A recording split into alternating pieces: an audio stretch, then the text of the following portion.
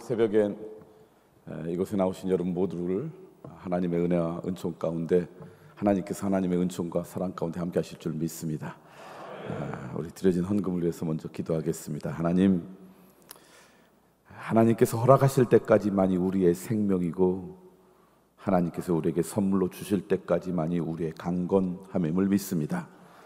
그런데 오늘 아침에 저희들에게 새 생명 주시고 그 생명으로 가장 먼저 하나님의 전에 나와 무릎 꿇고 기도하며 주의 말씀으로 우리의 심령을 채우게 하시니 참으로 감사합니다. 이 믿음의 형제자매들을 주님께서 기쁨으로 받아주시사 오늘 하루 동안 늘 주님께서 동행하시는 기쁨을 누리는 인생들 되게 해 주시옵소서. 특별히 주님 앞에 우리의 헌신을 드립니다. 우리의 정성을 드립니다.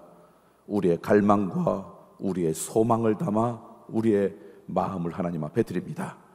기쁨으로 받아 주시사 주님 앞에 드리는 영혼마다 주님께서 기름 부어 주시옵고 동행하시는 은혜를 허락하여 주시옵소서. 오늘 하루 살아가면서 수없이 많은 것들을 보며 살아갈 터인데 주님, 꼭 봐야 될 것이 있다면 우리의 눈을 밝혀주시지만 그러나 보는 것이 하나님과의 관계가 어려워지는 것이라면 우리의 눈을 가리워 주시는 은혜를 오늘 하루 누리게 해 주시옵소서. 오 하나님, 오늘 하루 종일 살아가면서 수없이 많은 것을 들을 터인데 그것을 들음으로 하나님과 좀 더 가까이 가는 것이라 그러면 우리의 귀를 열어주시지만 그러나 그것을 들어서 오히려 하나님과 멀어진다 그러면 우리의 귀를 막아주시는 은혜도 주께서 누리게 해 주옵소서. 오 하나님, 오늘 수없이 많은 사람들을 만날 터인데 그 만남이 하나님의 기쁨이 된다면 그 만남을 복되게 하여 주시지만 그 만남이 오히려 하나님의 영광을 가리운다 그러면 그 만남을 가리워 주시는 은혜도 우리가 누리게 하여 주시옵소서. 오 하나님, 오늘 수없이 많은 말들을 우리가 하면서 살아갈 터인데 행여나 우리의 입술 가운데는 언어가 하나님의 영광을 가리는 안타까운 언어는 사라지게 하여 주시옵고 우리의 언어를 통해 하나님의 사랑과 은혜가 증폭되어지는 은혜가 있게 해 주시옵소서. 그래서 사랑과 격려와 배려와 존중과 축복의 언어는 많아지지만 비난과 정죄와 판단의 언어는 사라지는 기쁨도 허락해 주시옵소서. 특별히 그리스도의 믿음의 가정에게 함께 하셔서 오늘 하루 종일 하나님의 선하신 인도하심이 그 가정 가운데 충만히 임하길 소망합니다. 그래서 주님 앞에 우리의 정성을 드렸더니 주님이 우리의 삶을 아름답게 가꾸셨습니다라는 고백이 우리의 삶의 고백이 되게 해 주시옵소서. 이제 주의 말씀을 함께 나눕니다. 오늘도 살아 역사하시는 하나님의 은혜가 우리와 함께하여 주시사 내 인생을 향한 주의 음성으로 들려지는 은혜를 허락하여 주시옵소서. 예수 그리스도의 이름으로 기도드리옵나이다. 아멘. 할렐루야 성가대라고 하셨죠? 남성으로만 구성된 성가대 보기도 어려운데 새벽 예배에 성가대가 있는 것도 참 드뭅니다. 우리 임마누엘 교회의 저력이라고 생각하고요. 하나님이 임마누엘 교회를 사랑하신 사랑의 증거라고 믿습니다. 아침에 찬양하기가 쉽지 않은데 귀한 찬양해 주셔서 감사드립니다. 오늘부터 새벽에 3일 동안은 어떻게 말씀을 함께 나눌까 그러다가 이번 주제를 기초를 다시 세우는 것이다, Back to Basic이라고 하는 주제로 여러분에게 말씀을 나누려고 생각을 하다 보니까 우리가 교회를 다니면서 가장 많이 고백하고 우리의 입술 가운데 가장 많이 쓰는 단어가 있다면 하나님, 예수님, 성령님이 아닐까.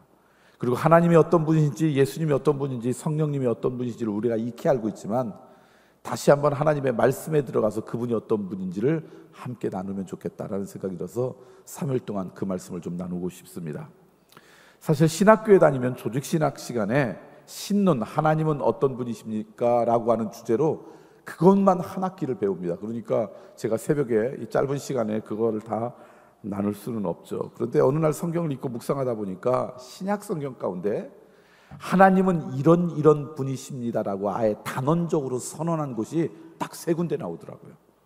하나님이 어떤 분이신지 성경에 참 많이 나오는데 특별히 우리 신약 성경에 하나님은 이런 분이십니다라고 아예 그냥 문장으로, 우리나라 말은 한 문장은 아니지만 원어나 영어 성경도 한 문장인데 하나님은 이런 분이십니다라고 선언한 게 딱 3번 나와요. 그것은 우리가 반드시 알아야 될 하나님의 성품, 하나님의 속성이 아닌가. 그래서 오늘은 그 3가지를 좀 나누려고 하고요.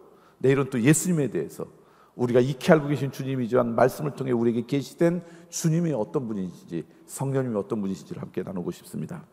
먼저 성경에 보니까 제일 먼저 하나님은 이런 분이십니다 라고 나오는 게 요한복음 4장 말씀이에요. 자, 요한복음 4장에 있는 말씀을 읽어볼까요? 요한복음 4장 24절 말씀입니다. 자, 함께 읽습니다. 시작. 하나님은 영이시니 예배하는 자가 영과 진리로 예배할지니라. 여기에 나오는 하나님은 뭐라고 하냐면 하나님은 영이십니다 라는 거예요. 하나님이 영이시다라는 얘기는 우리의 이 눈, 물리적인 눈으로 보일 수 있는 분이라는 거예요? 보이지 않는 분이라는 거예요? 보이지 않는 분이에요. 하나님은 우리가 영적으로 체험하고 영적으로 교제하는 분이라는 거예요. 언젠가 제가 성경 공부 시간에 이런 말씀을 우리 교우하고 나눴더니 어느 연세 드신 권사님이 목사님은 하나님은 영이셔서 우리의 물리적인 눈으로 하나님을 볼 수 없다 그러는데 저는 종종 하나님을 본대요. 그래서 어떻게 보세요? 그랬더니 꿈에 자주 나타나신대요. 그 꿈에 나타난 하나님이 어떻게 나타나시는가요? 그랬더니 꿈에 나타난 하나님이 흰 옷을 입고 흰 수염을 길게 기르뜨리고 흰 머리를, 그래서 제가 그건 산신령이라고, 그런 꿈은 별로 좋은 꿈이 아니라고. 하나님은 우리가 생각하는 물리적인 형태로 우리의 눈으로 보이지 않는 분이세요. 그런데 여러분, 만약에 누구에게 전도하고 하나님을 믿으라고 그러는데 그분이 이런 말 종종 하잖아요. 하나님을 내 눈에 보여줘. 그럼 믿을게. 그럼 그 사람에게 하나님을 보여줄 수 있어요, 없어요? 없어요. 하나님은 영이시기 때문에 내가 체험한 하나님을 간증할 수 있지만 그 친구들은 그게 아니라 내 눈에 하나님의 모습을 보여줘 믿을게 그러면 사실 보여줄 수 없어요. 그런데 그런 사람들에게는요, 논리나 논쟁으로 예수님을 믿게 할 수 없습니다. 왜냐하면 그것은 마음이 닫힌 거거든요. 마음은 설득으로, 논쟁과 논리로 열 수가 없어요. 논쟁을 해서 내가 이기면요, 기분 나빠서 예수 안 믿어요. 논쟁을 해서 내가 지면요, 거봐 그러면서 안 믿어요. 닫힌 마음은 우리가 말로, 논쟁으로, 설득으로 열리는 게 아니라 감동으로 가슴이 열려요. 근데 감동은 논쟁으로 되는 게 아니라 사랑과 정성과 관심으로 열리는 거예요. 그러니까 전도는 말이 아니라 사랑과 관심과 정성이 함께 나눠져서 마음이 열려야지 그때 주님을 만나게 돼요. 자, 그런데 오늘 요한복음 4장에 하나님은 영이시다라고 하신 말씀은 그 얘기하려고 하는 게 아니에요. 자, 오늘 다시 한번 볼까요? 하나님은 영이시니 그 다음에 뭘 얘기하냐면 예배하는 자가 영과 진리로 예배할지니라. 그러니까 하나님은 영이시다라고 말씀하시면서 예배에 대한 말씀을 하고 계신데, 놀랍게도 예수님께서 예배에 대해서 직접적으로 말씀하신 유일한 구절이 이 구절이에요. 이것을 이해하려면 이 말씀의 배경을 좀 알 필요가 있어요. 이 말씀은요, 사마리아 여인과 예수님과의 대화 가운데 나왔어요. 어느 날 사마리아 여인이 우물가에 있는데 예수님을 만났고 예수님과 이야기를 하다 보니까 이분이 평범한 분이 아니라는 걸 깨달았어요. 그리고 그때 이 사마리아 여인이 평소에 가지고 있던 궁금한 거 하나를 물어봤어요. 그때 당시 사마리아인과 유대인의 논쟁 가운데 하나가 뭐냐면, 원래 예루살렘에서 하나님 앞에 예배드리다가, 그때는 제사죠. 제사는 오직 예루살렘에서만 드리는 걸로 그들은 믿고 살았어요. 그리고 다 파괴되어지고 포로로 바벨론으로 끌려갔어요. 그러니까 바벨론으로 끌려간 포로들은요, 하나님 앞에 제사 드리지 못했어요. 오늘 우리 치면 예배 드리지 못했어요. 그 사람들은 예배는, 제사는 오직 예루살렘에서만 드린다고 생각하니까, 그렇지만 우리가 하나님의 백성으로 어떻게 하나님의 말씀을 떠날 수 있을까? 그래서 마을마다 만든 게 회당이라는 거예요. 시나고그라는 거예요. 그때부터 회당이 유대인들 가운데 생겼고, 예수님 당시에도 마을마다 회당이 생긴 거예요. 근데 이들의 꿈은 뭐였냐면, 우리의 고향, 우리의 조국으로 돌아가서 무너진 성전을 재건해서 하나님 앞에 예배드리는 인생 되자, 제사드리자. 그리고 포로로 끌려간 지 70년이 지나서 바사제국, 지금의 페르시아죠, 지금의 이란이, 바벨론, 지금의 이라크 지역입니다. 그 지역을 멸망시키면서 너희들 자유를 줄 테니까 너희들 자유롭게 살아라, 해방을 했어요. 여러분 생각해 보세요. 포로로 끌려간 지 70년이 지나갔다면 끌려왔던 1세대는 거의 사라졌을 거예요. 2세대, 3세대, 4세대는 텐데, 그 중에 놀랍게도요, 3차에 걸려서 느헤미야와 에스라 같은 사람의 지도에 따라 3번에 걸쳐서 그때 당시 인구로 약 10만 명이 자기 조국으로 돌아옵니다. 지금 10만 명 그러면 여러분, 이 서울 같은 대도시에 애게게 그러겠지만요, 14, 15세기에 런던의 인구가 10만 명이 안 됐습니다.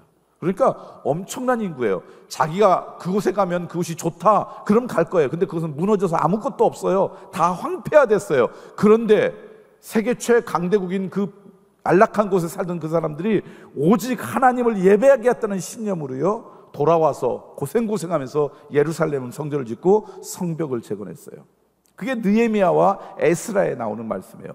그리고 나서 이제 감격적인 제사를, 예배를 하나님 앞에 이 예루살렘에서 드리기 시작하는데, 그 지역에 남아있던 하나님을 고백하는 사람도 있었는데 그 사람이 누구냐면 사마리아인들이었어요. 혼혈된 사람인데 유대 사람들이 생각할 때는 그냥 자기들과 동등된 존재로 취급하지 않았죠. 그들은 무너진 그 성전을 대신해서 그리심산에서 하나님께 예배드리고 있어요. 자기 나름대로의 성전을 짓고 자기 나름대로의 형식을 갖고 하나님께 예배드리고 있었는데, 예루살렘에서 예배를 드리면서 이들이 이 예배가 진짜다 그러니까 사마리아인들이 왜 니들 예배만 진짜냐, 우리 예배도 진짜다 그러면서 늘 논쟁이 있었어요. 그러니까 이 사마리아인이 예수님께 물어봤습니다. 우리 사마리아인들은 그리심산에서 우리의 방식대로 하나님 앞에 예배드리고 당신은 예루살렘에서 당신의 방식대로 하나님께 예배드리는데 어떤 예배가 진짜입니까? 그 질문 앞에 예수님의 대답이 오늘 본문이에요. 자, 이 배경을 안고 다시 한번 읽어볼까요? 같이 읽겠습니다. 요한복음 4장 24절 말씀입니다. 시작. 하나님은 영이시니 예배하는 자가 영과 진리로.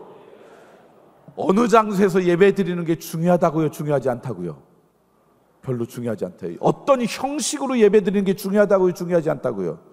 진짜 중요한 것은 너희들이 어떤 마음가짐을 갖고 예배 드리느냐, 너희들이 무엇을 사모하고 무엇을 갈망하면서 예배 드리느냐, 이게 제일 중요하다는 거예요. 그래서 너희들이 영과 진리로, 그전 성경은 신령과 진정으로 하나님 앞에 나오는 것, 이게 가장 소중하다는 거예요. 자, 그럼 질문이 생겨요. 우리가 영과 진리로 하나님 앞에 예배 드리는 게 어떤 모습일까? 다양하게 설명할 수 있는데 이거에 대해서 우리가 이해하기 쉽게 상징으로, 비유로 설명한 철학자가 있어요. 덴마크의 실존주의 철학자였던 키에르케고르는요, 그들의 문화 가운데 태어나면 다 그리스도인이 되는 거예요. 그래서 형식적이고 습관적인 그리스도인들이 넘치는 걸 보면서, 야, 진짜 그리스도인은 그게 아니라 하나님과 나와 1대1의 관계 가운데 하나님 앞에서 단독자로 내가 하나님을 고백하는 사람, 이게 신앙이지. 그래서 이 믿음을 좀 갖자, 그런 고백을 했던 사람인데, 그때 당시 모든 사람이 습관적으로 형식적으로 의무적으로 예배를 드리는 게 너무 안타까워서 그분이 이야기했던 게 뭐냐면, 하나님은 우리의 마음의 열망과 그리고 갈망을 보시니까 영과 진리로 좀 깨어서 예배드렸으면 좋겠다, 이런 얘기를 종종 했대요. 그래서 사람이 물어봤어요. 어떻게 드리는 게 영과 진리로 하나님 앞에 나오는 것인데, 그러니까 사람들이 이해하기 쉽게 이분이 이렇게 설명했어요. 그걸 우리의 한국 상황에 맞게 제가 조금 재해석해서 여러분에게 말씀드리면 이렇게 얘기했어요. 예배를 연극으로 비유했어요.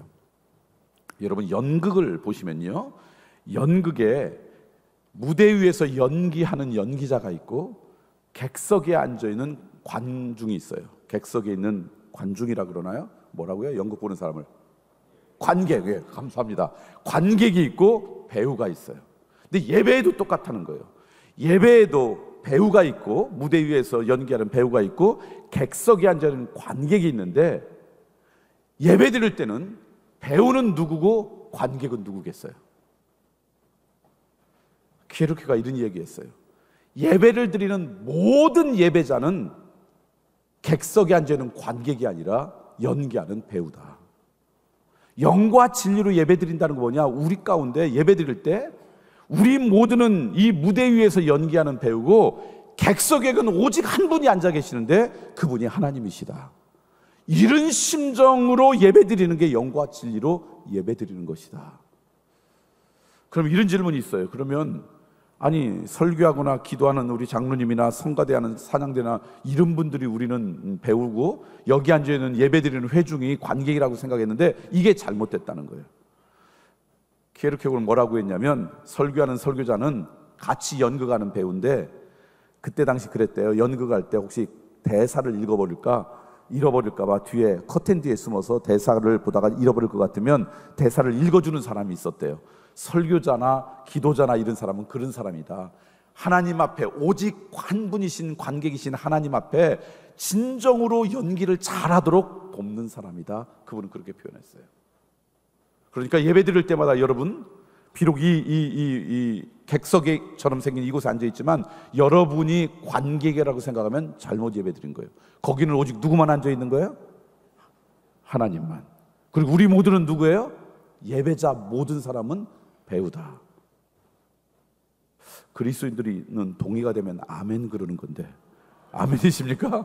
예. 그래서요, 뭐 꼭 그런 건 아니지만 제가 참 좋아하는 강단 가운데 하나가 이런 강단이에요. 저희 교회도 제가 우리 교회 부임한 다음에 제일 먼저 한 것들 중에 강단을 조금 바꾸면서 이 뒤에 있는 의자들을 다 내리고 저도 저 맨 앞에 앉아요. 왜냐하면 제가 위에서 앉아서 한 1년쯤 예배를 드려보니까 저도 하나님 앞에 예배자고 하나님 앞에 온전히 드려야 되는데 앉아보니까 자꾸 제가 관객이 돼요. 뒤늦게 문 열고 들어오면 아니 저 권사님이 오늘 왜 이렇게 지각을 해? 뭐 이런 게 보이고, 저도 하나님 앞에 설교할 때는 하나님의 말씀을 전하는 사람으로 쓰지만 그때는 저 안에서 하나님을 찬양하고 경배하는 사람으로 쓰고 싶은데 위에 있으니까 자꾸 내가 관객이 돼서 우리 교인들이 조나 졸지 않나 이거 보는 사람처럼 느껴져요. 그래서 아니겠다. 그러니까 모든 위에 있는 의자가 내려와야 된다는 얘기는 아닙니다. 그건 사람의 신앙마다 다른데 저도 내려왔는데 여기 오니까 그래요. 그래서 참 예배 드리는 게 참 좋아요. 저는 여러분에게 묻고 싶어요. 여러분 이번 주일날 관객으로 예배 드렸어요? 배우로 예배 드리셨어요? 제가 점검할 수 있는 질문을 몇 개 해볼게요. 연극을 보러 가면 관객은 몇 분, 언제까지 가면은 좋은 관객입니까? 예를 들면 연극이 저녁 7시에 시작한다 그러면 관객은 몇 시까지만 가면 돼요? 7시. 그렇죠? 배우는 몇 시까지 가야 됩니까?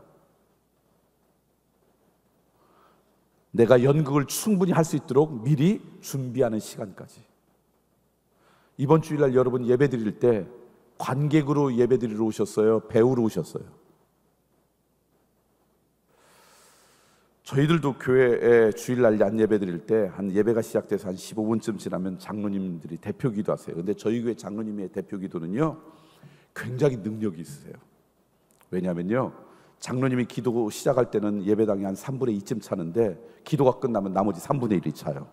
그러니까 우리 교회 예배 드리는 인원의 3분의 1을 움직일 만한 능력이 우리 교회 장로님들의 기도 가운데 있어요. 들을 귀는 잘 알아서 들었으면 좋겠어요.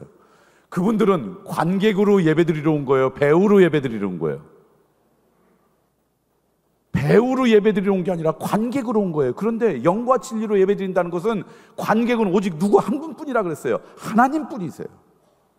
배우라 그러면 그 연극을 충분히 준비할 만한 시간 안에 교회 오셔야 될 거예요. 두 번째 또 점검을 해 볼게요. 연극을 보면서 관객석에 앉은 이 객석에 앉은 관객은 연극을 보면서 딴 생각할 수 있어요, 없어요? 있죠. 저 사람 연기를 잘한다, 못한다, 저 사람은 어느 배우를 좀 닮았다, 이렇게 평가할 수 있죠. 근데 연기를 하는 배우는 딴 생각을 하면 돼요, 안 돼요? 안 돼요. 여러분 이번 주 예배 드릴 때 관객으로 예배 드리셨습니까? 배우로 예배 드리셨습니까? 혹시 기도하시는 장로님이 기도를 드시면서 오늘 장로님의 기도는 은혜롭다, 오늘 장로님의 기도는 아니 어제 권사님하고 싸우셨나, 왜 저러셔, 오늘 성가대는 왜 저럴까, 저 남성 파트는 왜 저럴까, 이래서 예배드렸다면 배우로 예배드린 거예요? 관객으로 예배드린 거예요? 나도 모르게 하나님의 자리에 앉아 있었던 거예요. 그 판단은 오직 누구만 하시는 거예요? 하나님만이에요. 마지막으로 하나 더. 연극이 끝났어요. 관객은 뭐 하면 돼요? 연극이 끝나면 관객은 뭐 합니까? 그냥 집에 가거나 친구들하고 차 마시러 가거나 그럴 거예요. 배우는 뭐 합니까? 배우는요, 다음 연기를 준비하면서 살아가요. 그러니까 우리가 하나님 앞에 영과 진리로 정말 배우로 예배를 드리면 예배가 끝나면 그 예배가 끝이 아니라 그 은혜를 가지고 다음 예배를 준비하면서 살아가는 게 우리의 일상이어야 돼요. 그 말씀 붙잡고 그 말씀을 의지하고 유혹과 선택의 순간마다 그 말씀을 의지해서 살아가는 것, 이게 배우로 예배드리는 인생이에요. 저는 우리 임마누엘교회 교우 여러분들은 예배드릴 때마다 하나님이 앉아 계셔야 될 관객의 모습이 아니라 하나님 앞에서는 예배자로 배우로 예배드리는 은혜가 있기를 소망합니다.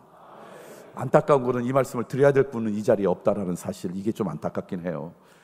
여러분, 하나님은 영이세요. 근데 그 영이라는 건 다른 게 아니라 예배 드릴 때, 하나님 앞에 제사 드릴 때, 하나님 앞에 나올 때 어떤 자세가 제일 중요한지를 말씀해 주기 위해서 하신 말씀이에요. 저는 예배 드릴 때마다 영과 진리로 하나님 앞에 예배 드리는 은혜가 있길 간절히 축원합니다. 두 번째, 하나님은 어떤 분이신가 그랬더니 오늘 말씀을 읽은 요한일서에 있는 말씀이에요. 자, 요한일서 1장 5절 말씀 읽어보겠습니다. 같이 읽을까요? 시작. 우리가 그에게서 듣고 너희에게 전하는 소식은 이것이니 곧 하나님은 빛이시라 그에게는 어둠이 조금도 없으시다는 것이다. 성경에 나오는 두 번째, 신약 성경 두 번째 하나님은 어떤 분이시니까 하나님은 빛이시더래요. 근데 빛이 갖고 있는 특징 가운데는 어두움과 동거하지 못한다는 거예요.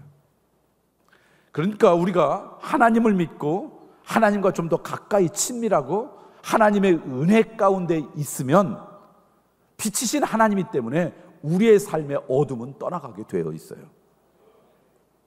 우리 스스로 깨끗해서 노력해서 의지적인 결단으로 어둠과 멀어지는 게 아니라 우리가 어둠으로 멀어지는 유일한 방법은 뭐냐면 빛 대신 하나님을 모시고 그분의 은혜로 살아가는 거예요. 그러면 그 하나님의 은혜가 우리 가운데 있으면 우리 안에 있는 어둠은 사라지게 돼 있어요. 그래서 예수 그리스도를 믿으면 우리의 삶의 변화가 시작되는 거예요. 혹시 가끔 그런 분들이 있어요. 그분 좀 전도하세요. 뭐 남편이나 아내를 좀 전도하세요. 그 옆에 있는 친구를 좀 전도하세요. 그러면 이런 분들이 있어요. 우리 교회는 그런 분들이 있다고요. 그 전에 목사님 조금만 기다리세요. 그분 아직 좀 엉망이에요. 그래서 끊을 것 끊고 정리할 것 정리한 다음에 그 다음에 전도할게요. 논리적으로는 맞는 말 같은데 맞는 말이에요? 맞지 않는 말이에요? 맞지 않는 말이에요. 우리 스스로 깨끗해지지 못하고 정리하지 못하니까 누가 필요한 거예요? 빛이신 하나님이 필요한 거예요. 그리고 빛 대신 하나님이 우리의 인생과 동행하면 그 순간 우리의 어둠은 우리로부터 멀어지게 되어 있는 거예요.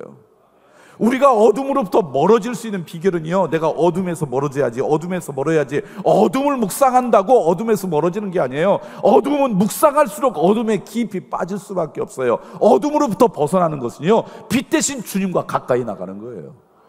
그게 우리 그리스도인들이 살아가야 될 삶의 모습이라는 거죠. 그래서 저는 이런 생각이 들어요. 교회가 뭘까? 예수님이 이렇게 말씀하셨어요. 나는 의인을 부르러 온 게 아니라 누굴 부르러 왔다고요? 죄인을 부르러 왔다.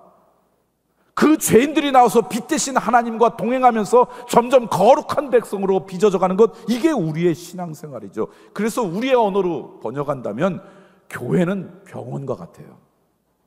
여러분, 병원에 갔는데 병원에 가면 건강한 사람이 많습니까? 아픈 사람이 많습니까? 병원에 가서 여기는 왜 아픈 사람만 있어? 별로 안 좋은 병원이라고 판단하면 어리석은 판단일 거예요. 좋은 병원일수록 조금 아픈 사람이 많습니까? 굉장히 많이 아픈 사람들이 많습니까? 그러니까 좋은 교회면 그 안에 죄인들이 많아야 되는 거예요. 어두운 사람들이 많아야 되는 거예요. 그리고 그 안에 와서 빛 대신 하나님 때문에 날마다 그의 인생이 바뀌어져 가고 회복되어져 가는 것, 그게 교회예요. 저는 그 은혜가 우리 임마누엘 교회 가운데 있기를 소망합니다. 제가 언젠가 잡지를 읽었는데요, 미국에 있는 크리스천 잡지예요. 그 잡지 가운데 이런 내용이 있더라고요. 미국에 있는 어느 조그만 도시에 갱단이 있었어요. 우리 치면 그 안에 있는 뭐 조직폭력배쯤 될 것 같아요. 근데 그 갱단을 두목하고 부두목이 둘이 한 20년 전에 시작해가지고 열심히 갱단을 해가지고 이제 세력이 제법 커진 갱단이었어요. 그런데 그때 거기에 빌리그람 목사님이 와서 부흥 집회를 할 때 부두목이 어떻게 참여했다가 그냥 하나님이 강권적으로 역사서 예수님을 믿은 거예요. 그래서 예수님을 믿고 다시 깽단을 하려니까 자기의 양심이 찔려 계속, 그래서 어떻게 할까 하다가 에스더가 고백했던 것처럼 내가 죽으면 죽으리라, 내가 계속 이렇게 예수님을 믿는다 그러면서 이 깽단 할 수가 없지. 그리고는 두목에 가서 너 저 깽단 탈퇴하겠습니다. 그럼 보통 깽단에서 살려주지 않잖아요. 그래서 그런 마음으로 했더니 이 두목이 아무 말도 안 하고 그냥 뻥쪄 있더래. 그냥 나왔대요. 왜 두목이 뻥쪘냐면 20년 전에 나와 함께 고생하면서 이 깽단을 일으켰는데 도대체 예수님이 누구기에 이 깽단을 뛰쳐나가는가, 이게 놀래가지고 이 부두목한테 뭐라고 할 말도 하지 못하고 그냥 뻥쪄 있었던 거예요. 그래서 이 사람은 그냥 신앙생활하는데 두목이, 그 부두목의 이야기가 자꾸 귀에 거슬리더래요.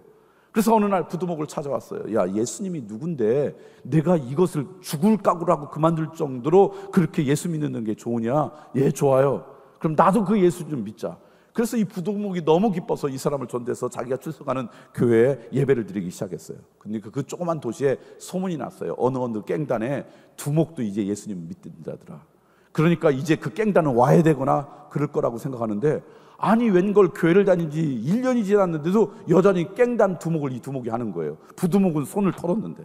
그래서 누군가가 질문했대요. 아니 당신 예수 믿는다고 하면서 왜 깽단을 하냐? 그랬더니 이 두목이 이렇게 얘기했대요. 봐라, 크리스천 경찰관도 있고 크리스천 선생님도 있는데 크리스천 깽단 있으면 안 되냐? 맞아요?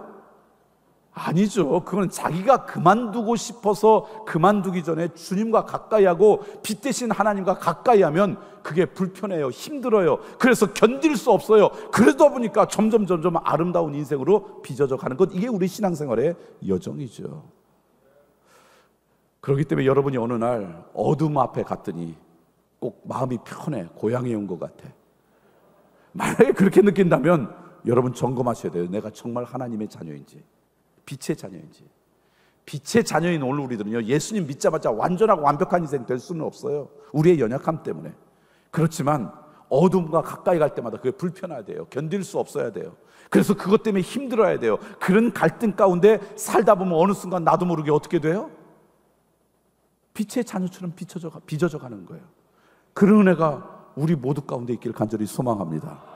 그래서 내가 하나님의 거룩하고 성결한 인생으로 살아가는 비결은요, 다른 게 아니라 빛 대신 하나님과 점점 친해지는 거예요. 그분과 순수한 관계를 갖는 거예요. 그분의 은혜 앞에 자꾸 내가 나아가는 거예요. 그때 오늘 우리의 인생 가운데 거룩의 능력이, 성결의 능력이 나타날 줄 믿습니다. 마지막으로 세 번째, 비슷한데요, 요한일서 4장 말씀은 이렇게 이야기해요. 하나님은 어떤 분이신가? 그랬더니 이렇게 말씀하십니다. 요한일서 4장 8절 말씀 읽겠습니다. 같이 읽겠습니다. 시작. 사랑하지 아니한 자는 하나님을 알지 못하나니 이는 하나님 어떤 분이라고요? 사랑이시래요. 그러니까 내가 하나님과 친밀하면 친밀할수록, 하나님의 은혜에 가까이 가면 갈수록 우리 안에 뭐가 많아져요? 사랑이. 우리가 착각하는 것 중에 하나가 성경에 나오는 사랑, 기쁨, 감사 이런 거를요, 우리들이 어떤 착각이, 이걸 감정의 언어로 생각하면 그것은 착각이에요. 여러분, 항상 기뻐하라, 감정의 언어로 생각한다면 우리가 어떻게 항상 기뻐해요? 모든 일에 감사하라, 감사도 우리의 감정의 언어로 생각하면요, 우리는 모든 일에 감사할 수 있어요. 사랑도 마찬가지예요. 왜냐면요, 우리의 감정을 여러분이 통제할 수 있어요, 없어요? 없어요. 여러분의 이성으로 감정을 통제하든가요? 아니에요. 여러분이, 정확한 표현은요, 어느 날 내 마음 나도 몰라. 감정이 엉망이 된다면 뒤늦게 이성적으로 깨닫고 후회하지, 감정을 내가 조절할 수 없어요. 그런데 하나님께서 조절할 수 없는 감정의 언어로 너가 범사에 감사하라, 항상 기뻐하라, 또 사랑하라고 말씀하신 게 아니에요. 성경에 나온 그런다라는 믿음의 언어예요. 은혜의 언어예요. 내 안에 믿음이 있어지면 그런 일이 벌어질 거라는 거예요. 믿음이 있다는 건 뭐예요? 하나님을 온전히 신뢰한다는 거예요. 하나님의 은혜가 내 인생을 다스린다는 거예요. 하나님의 은혜가 나를 온전히 다스린데, 그러면 그 하나님의 성품 속성 가운데 하나가, 하나님은 누구라고요? 사랑이시래요. 그래서 하나님의 사랑이 나한테 차고 넘칠 때 우리의 사랑의 영역이 커지는 거예요. 우리의 감정으로는 어디까지 사랑할 수 있냐? 나한테 잘해주는 사람, 내 마음에 드는 사람까지 사랑해요. 그것을 초월할 수 없어요. 그런데 어느 날 하나님의 은혜가 나를 다스려서 하나님이 나와 깊이 임하면요, 하나님의 사랑이 아주 조금이라도 흘러오면 우리의 사랑은 커져요. 그래서 누구까지도 사랑할 수 있어요? 그때. 그래서 그건 믿음의 언어예요. 하나님은 사랑이시기 때문에 여러분께 사랑이 필요하십니까? 그러면 하나님 은혜 가운데 거하시길 바랍니다. 여러분, 살다 보면 그렇잖아요. 내 안에 하나님의 은혜가 충만하고 믿음이 충만할 때는요, 그래서 가정에서 사랑도 넘치고요, 사람들에게 용서도 잘해요.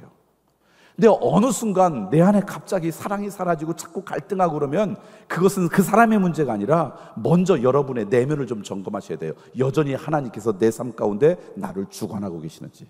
많은 경우요, 내가 어느덧 하나님 앞에 드라이해졌어요. 강팍해졌어요. 그럼 우리의 사랑의 레벨도 내려가게 돼 있어요. 그래서 갈등하는 부부들이 가운데 있잖아요. 하나님 은혜가 충만하면 부부관계도 좋아요. 별로 안 믿으시나요? 제가 원래 대학 유학 가가지고 대학원 과정에서 전공한 게 목회 상담학이에요. 그래서 처음에는 저는 목회할 생각이 없었어요. 뭐 나중에 기회가 되면 그런 말씀 드리겠지만 목사는 나하고 안 맞겠다, 내 성품에. 그래서 가정상담사, 패밀리 테라피스트를 하고 싶어서 인턴십을 제 학교 옆에 있는 상담소에서 2년 동안 하고 뭐 그랬어요.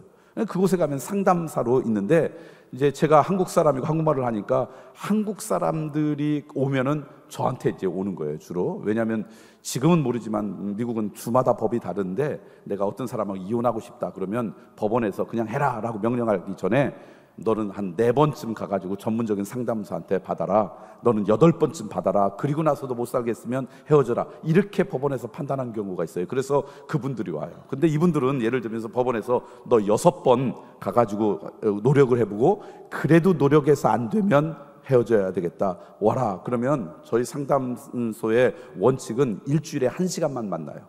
그리고 다음 주에 또 만나고 그동안 어떻게 사는지 또 점검하고 그래요. 근데 이분들은 목적이 회복이 아니라 어떻게든지 빨리 이혼하고 싶어요.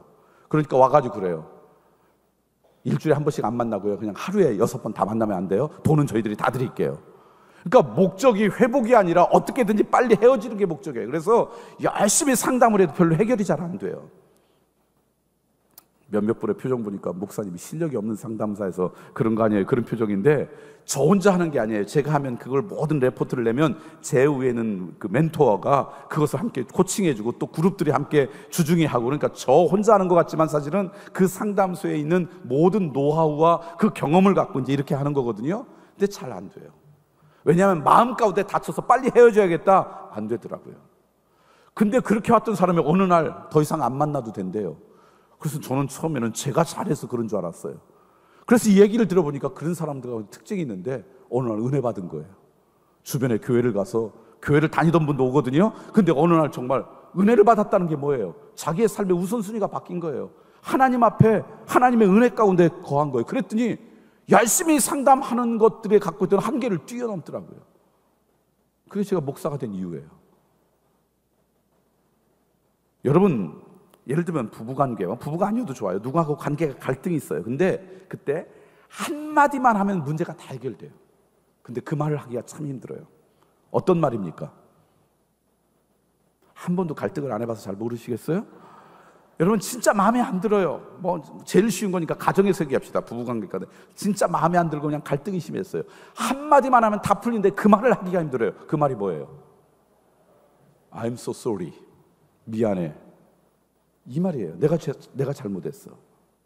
그런데 놀랍게도 하나님이 내 인생의 주인이 되시고 하나님이 내 안에 은혜가 있으면, 그 얘기는 다른 말이 뭐냐, 내가 구원받을 자격이 있는 인생이 아니에요. 그런 조건이 있는 인생이 아니에요. 근데 하나님의 전적인 사랑으로 은혜를 받고 하나님의 자녀가 됐던 것을 내 안에 차오르면요, 그때 우리 가운데 자주 고백되는 게 뭐예요?